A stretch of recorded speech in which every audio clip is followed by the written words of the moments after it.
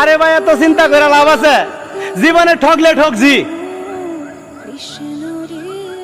তবে মনের মধ্যে কারো প্রতি কোনো অভিযোগ নাই।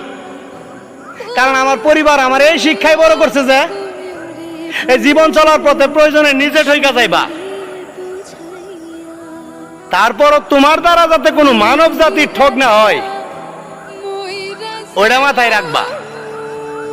আরেকটা কথা বলছে আমার পরিবার, ঠকতে থাকো, একটা দিন দেখবা এই ঠক দে তুমি জিতা গেছো।